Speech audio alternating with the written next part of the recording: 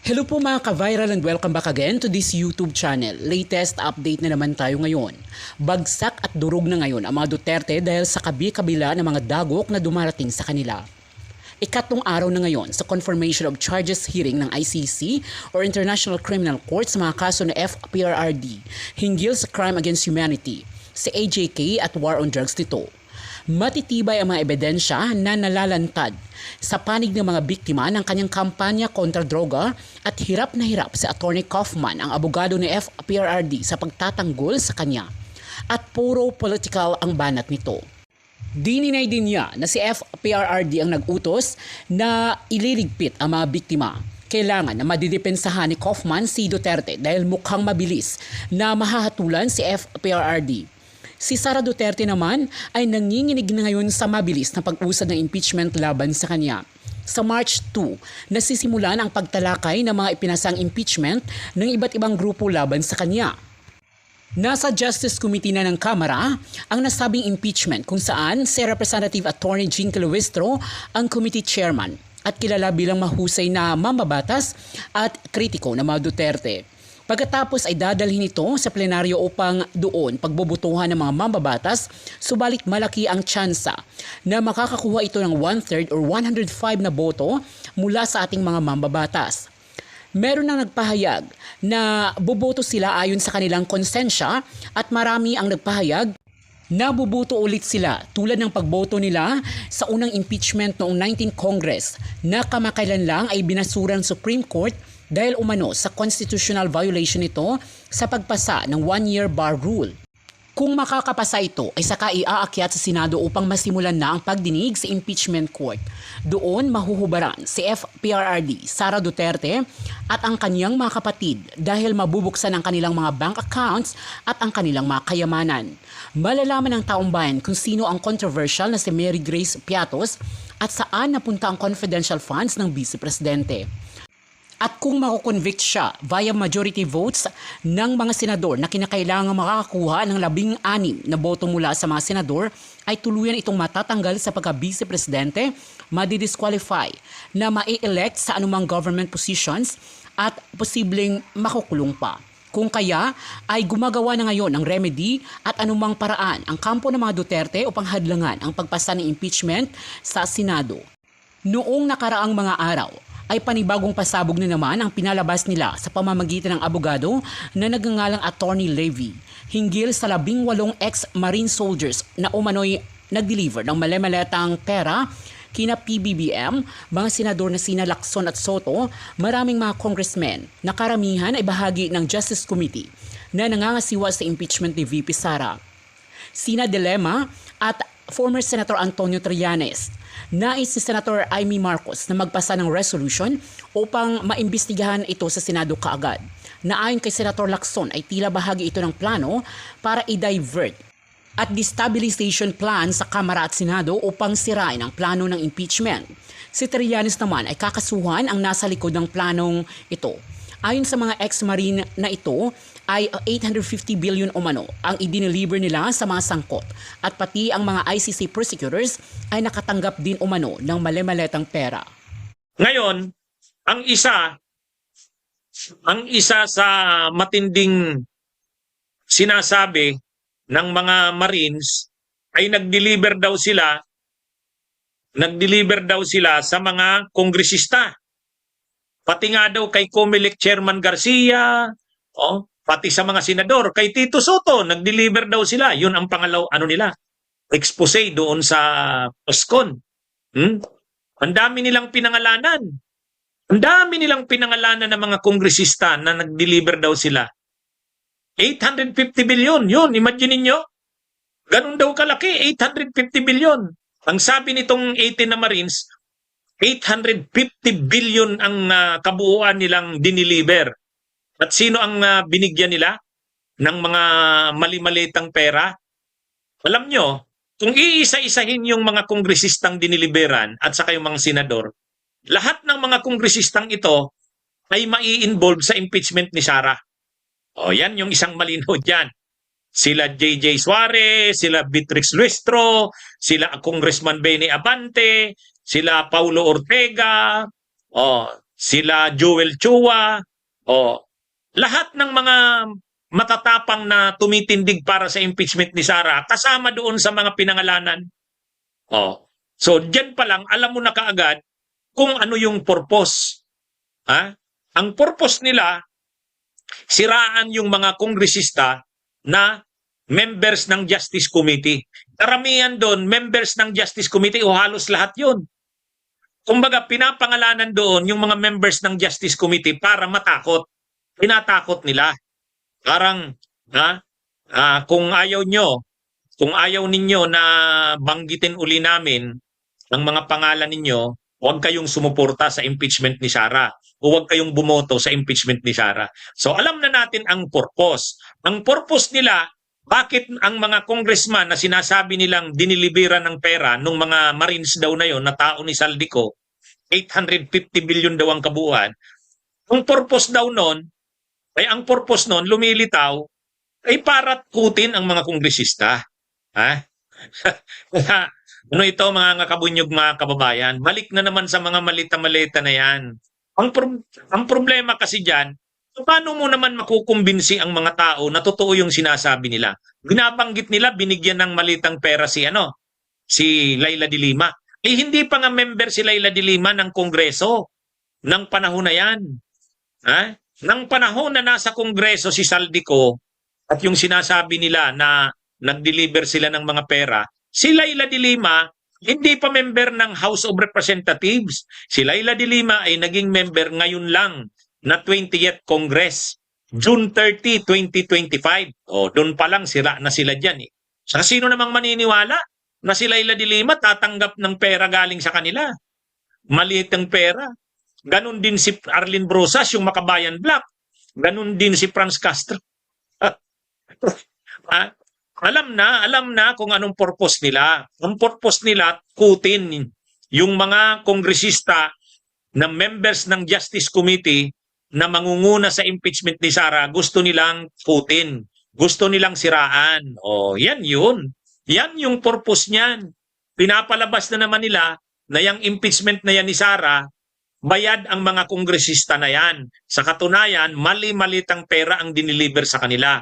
At ang nagpapatunay daw ay itong 18 Marines. So alam na natin kaagad, konektado sa impeachment ni Sara yan.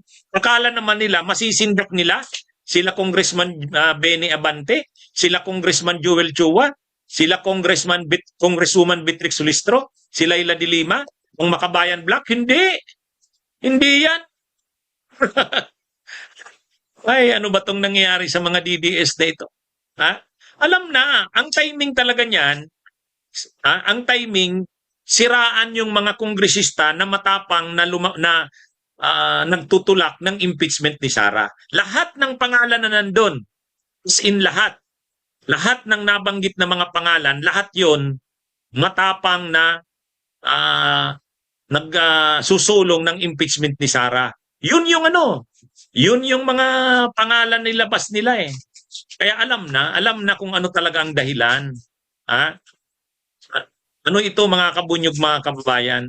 Konektado ito sa impeachment ni Sara. Konektado ito. Kailan nila ilinabas yan? Ngayon, sa impeachment ni Sara. Di ba? So malinaw na ang timing. Kaya nga sabi ni Laila de Lima, ano yan? Ang pasimuno niyan, yung mag-amang Duterte. Si Sara at saka si Digong. Sila ang mga nagplano niyan.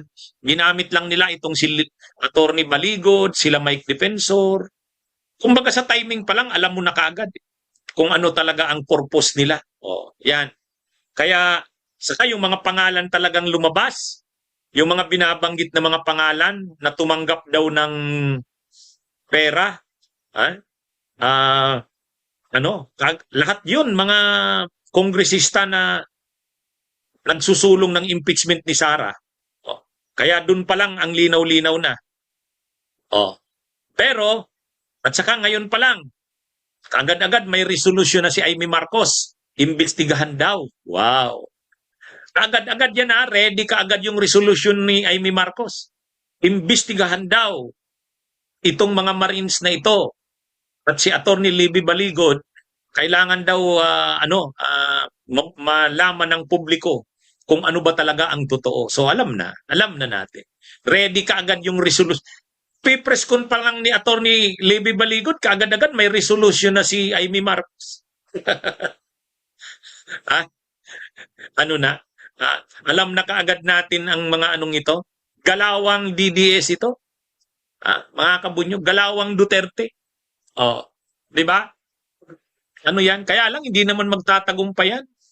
Unang-una, tatakutin mo sila Congressman Benny Abante, tatakutin mo sila Congressman Joel Chua, sila Congresswoman Beatrix Lestro. Yun yung mga pangalan na nandun eh. Si Laila de Lima, yung Makabayan Black, tatakutin mo sa ganyan. Ha? Hindi yan. Hinahamon nga ng ano eh. Hinahamon nga nila Laila de Lima. Sige, ilabas nyo. Ilabas nyo ang testigo nyo o ebidensya nyo. Oh, wala yan. Ha? Maano naman yan. Wala, hindi uubra yung mga ano na yan. Sino namang maniniwala dyan? Kaya ngayon, dahil hindi kinakagat ng mainstream media yung kanilang ano na yan, mga expose daw na yan, galit sila sa mainstream media.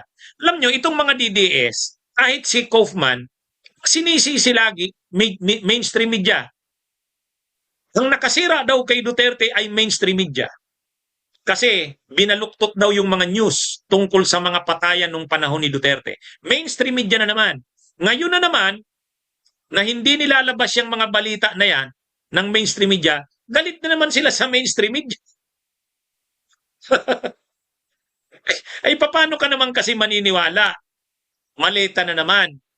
Kung talagang gusto nilang lumabas na kapanipaniwala sila, pauwiin nila si Saldico. Yun. Tapos, yung dalawang alalay ni Saldico, sino nga ba yon? Ilocana Piman. Salamat sa pag-send ng donations. Oh. Ngayon, ang problema doon sa kanilang 18 Marines or ex-Marines, ngayon pa lang, sinasabi na ng Philippine Marines, hindi totoong mga Marines lahat yon. Ilan lang daw doon ang Marines talaga. Matagal na daw nawala sa Marines, dishonorably discharged. So, yan. Tapos sabi pa nung mga Marines, nung nagpipresscon, tinatanong. Habang tinatanong, nagtuturuan, pinapasa yung mic, hindi masagot. Pagkatapos tinanong, saan nag-deliver ng pera? Doon daw sa bahay ni Marcos, ni PBBM, sa Ilocos Norte. Sa Paway daw. Ay mayroong mga nag-post ngayon. Hindi naman daw pala sa Paway ang bahay ni PBBM. Sa Lawag pala. Di wala na, mali na. Tapos si Laila de Lima, isama mo doon na diniliberan mo. Hindi naman congresswoman pa si Laila de Lima. Yan mga kabunyog, mga kababayan. Kaya ano ito? Wala na naman to. Matutulad na naman to kay Gutesa. Sabi nga ni Senador Ping Lacson, ang timing nito, una, isinabay sa impeachment ni Sara. Pangalawa, isinabay sa hearing ng ICC kay Duterte. Tapos, ika-40th anniversary ng EDSA. So, malinaw, destabilisasyon ito. Mayroon na naman itong, may bahagi na naman na destabilization nito. Yan. Kaya, yan ngang mga Marines na yan, sabi ni Lacson, iimbestigahan niya daw. Aalamin niya.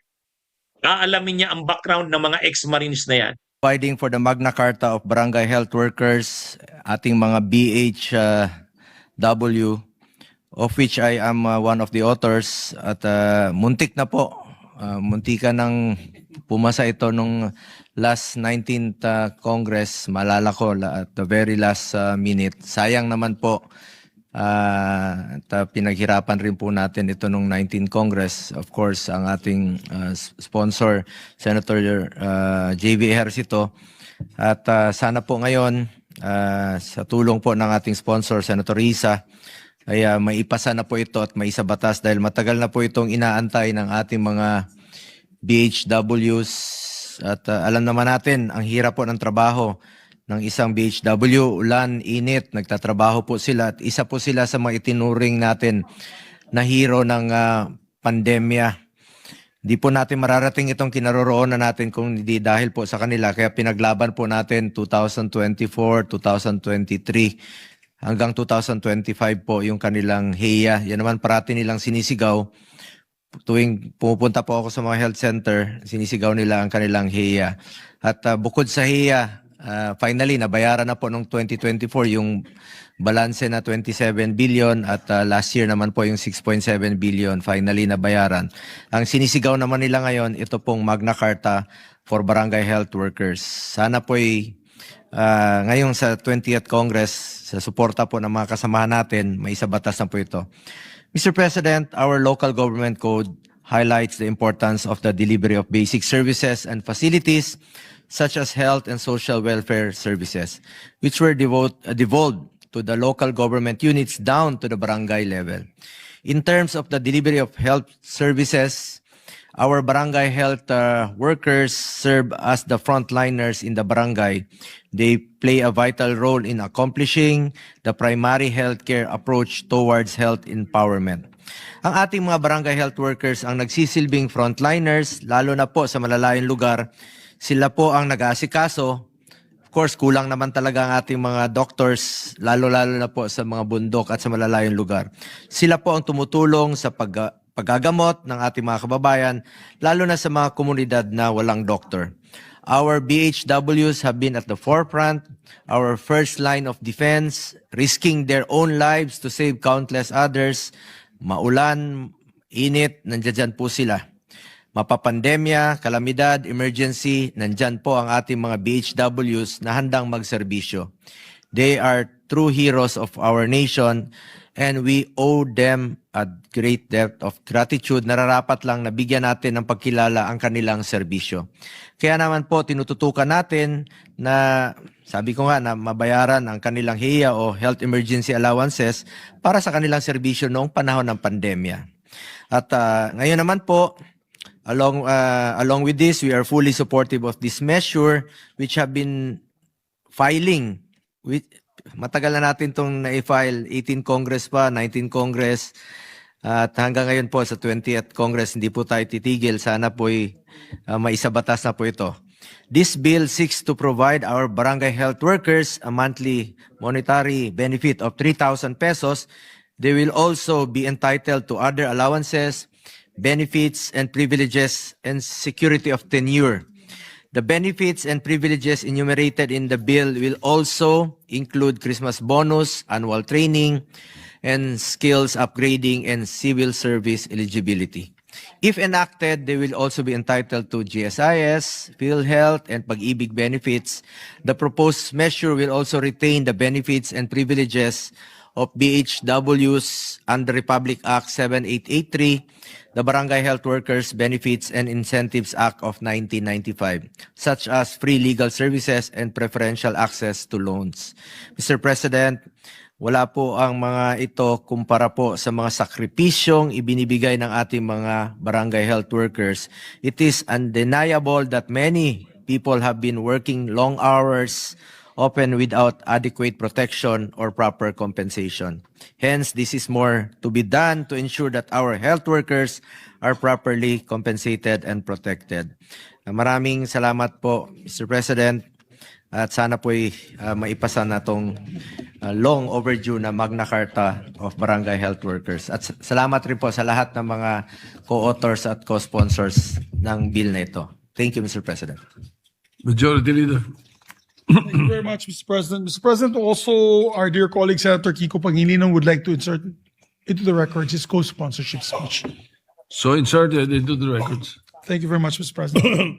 To allow our colleagues, Senator, yes, I believe instead of just inserting the speech into the records, Mr. President, our distinguished colleague, no other than Senator Lauren Legarda, would like to deliver her co-sponsorship speech. May we Senator recognize her? Lore Legarda is recognized. Yes, Mr. President. I was going to have it inserted into the record, but I realize I must say it because I've been filing this measure since 2009 in the 14th Congress, 15th Congress, 16th, 18th, 19th, and 20th Congress.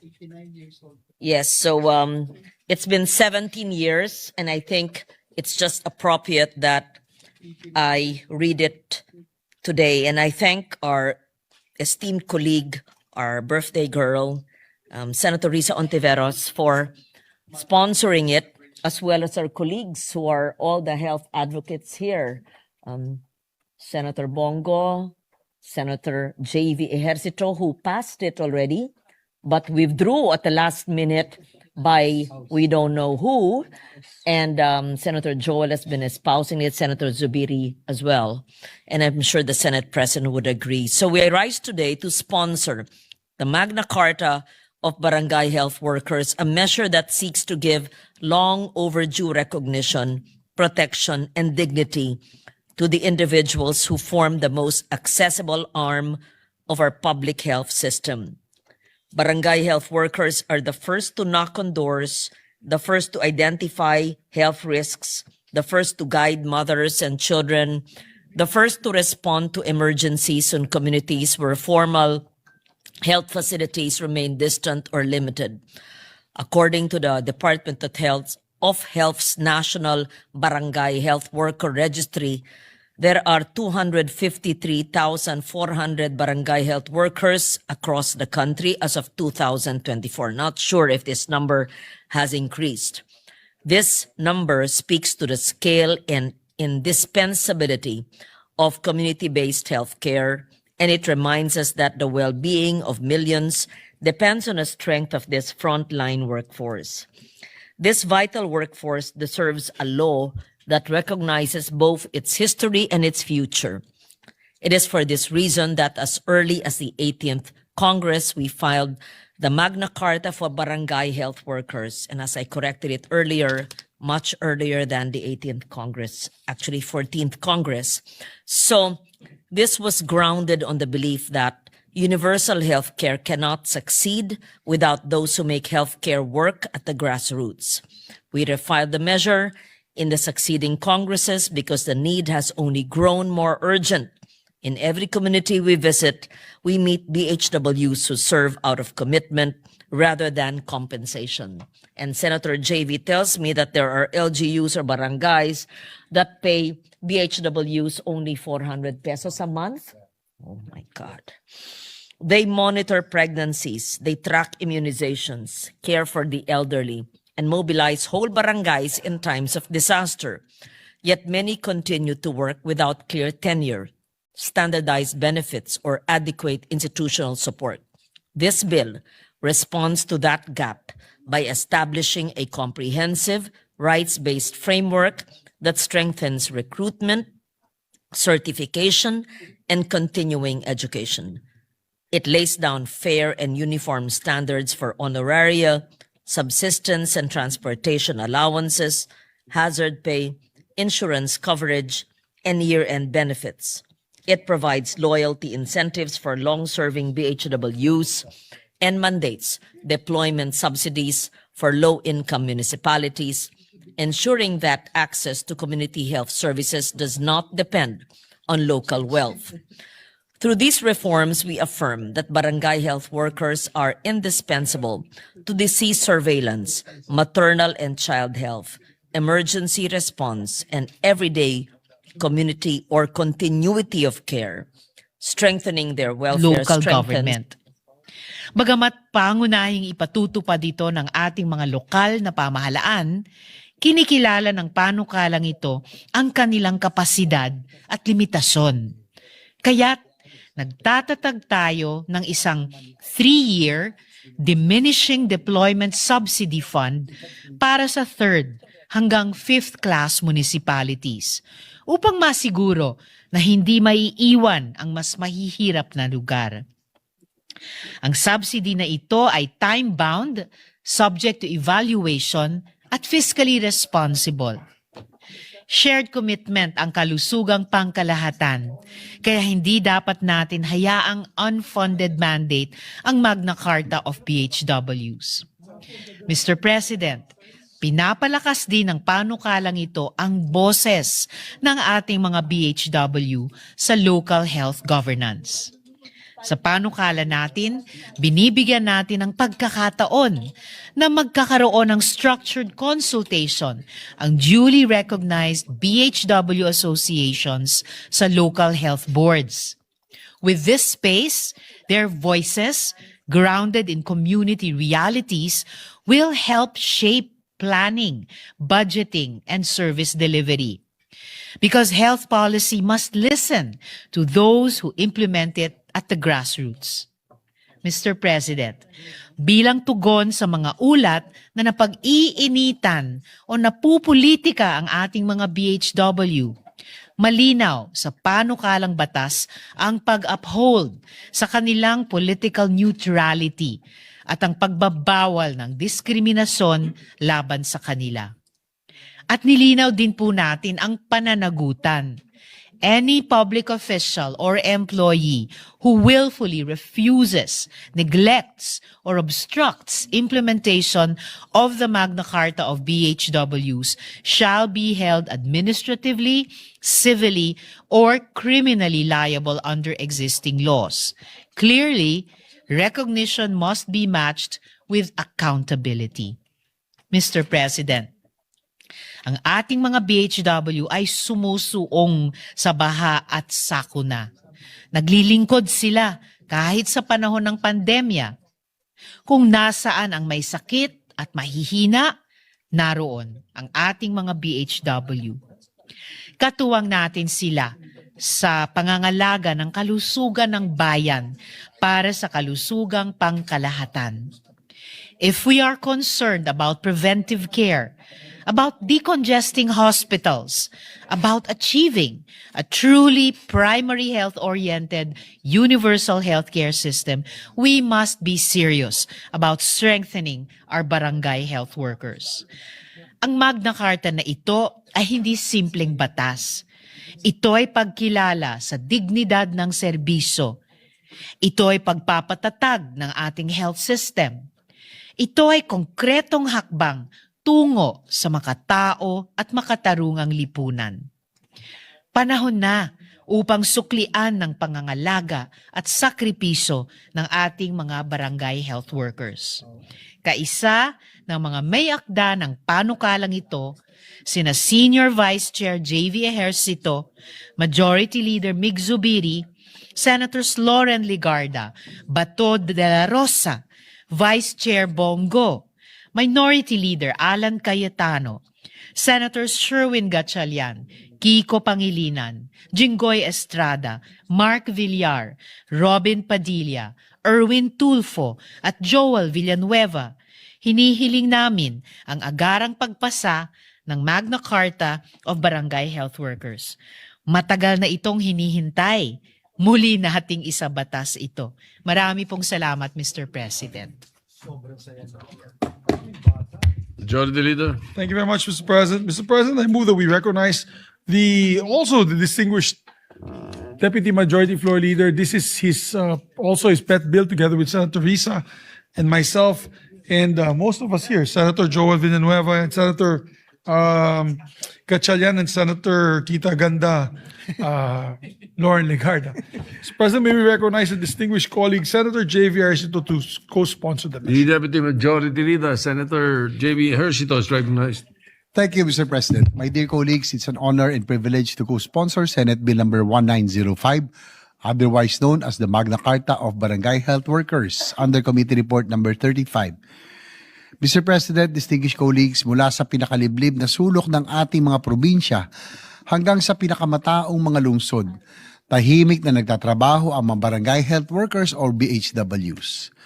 Sila ang katuwang ng Department of Health sa pagpapatupad ng mga programang pangkalusugan nito sa ating mga pamayanan. Nagsisilbi sila bilang extension ng DOH. Ano mo yung mga kawani nito na nagpupuno sa mga pagkakataon na may kakulangan sa mga health services. Hindi sila mga doktor o mga nurse, ngunit hindi matatawaran ang kanilang kabayanihan sa paglilingkod sa kanilang mga komunidad bilang mga first responders.